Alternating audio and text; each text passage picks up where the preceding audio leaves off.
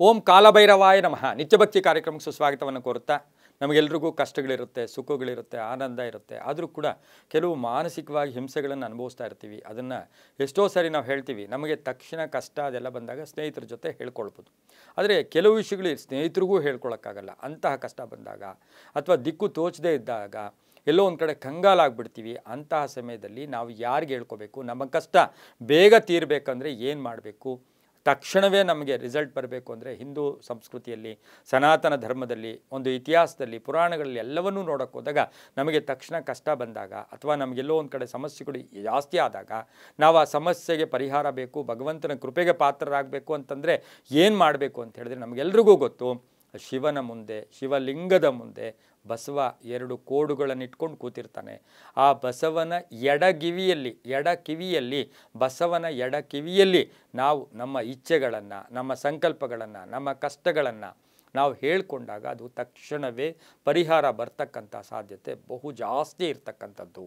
ಅದಕ್ಕೆ ಏನಾದರೂ ಇತಿಹಾಸ ಇದೆಯಾ, ಏನಾದರೂ ಪುರಾವೆಗಳಿದೆಯಾ ಅಂದರೆ ಹೌದು. ಯಾಕೆಂದರೆ ನಾವು ನಂದಿಯ ಕಿವಿಯಲ್ಲಿ ನಮ್ಮ ನಮ್ಮ ಇಚ್ಛೆಗಳನ್ನು ಹೇಳ್ಕೊಳ್ಳೋಕ್ಕೆ ನಾವು ಹೊರಟಾಗ ಅದು ಯಾಕೆ ನಂದಿಗೆ ಅಂದರೆ ಈ ಒಂದು ಪ್ರಪಂಚದಲ್ಲಿ ಮರಣವೇ ಇಲ್ಲದೆ ಇರ್ತಕ್ಕಂಥ ವ್ಯಕ್ತಿ, ಚಿರಂಜೀವಿಗಳು ಬೇರೆ, ಆದರೆ ಮರಣವೇ ಇಲ್ಲದೆ ಇರ್ತಕ್ಕಂಥ ಒಂದು ವಿಶೇಷವಾದ ಒಂದು ಪ್ರಾಣಿ ಅಥವಾ ಅದನ್ನು ಬಸವ ದೇವರು ಅಂತ ನಾವೇನು ಕರಿತೀವಿ, ಆ ದೇವರು ಅಂದರೆ ಅದು ಬಸವ ಅಥವಾ ನಂದಿ ಅಂತ ಕರಿತೀವಿ. ಮರಣನೇ ಇಲ್ಲ.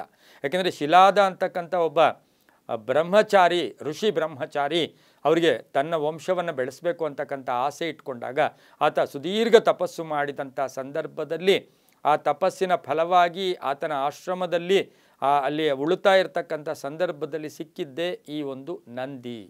ಹಾಗಾಗಿ ಅದಕ್ಕೆ ಮರಣವೇ ಇಲ್ಲ. ಭಗವಂತನಿಗೆ ಪ್ರಾರ್ಥನೆ ಮಾಡ್ತಾನೆ ಶಿಲಾದ, ನನ್ನ ವಂಶ ನಾನು ಪದೇ ಪದೇ ಇದು ಮಾಡೋಕ್ಕಾಗಲ್ಲಪ್ಪ, ನನಗೆ ಪದೇ ಪದೇ ವಂಶ ಹಾಳಾಗಬಾರ್ದು, ಅದು ಶಾಶ್ವತವಾಗಿರಬೇಕು.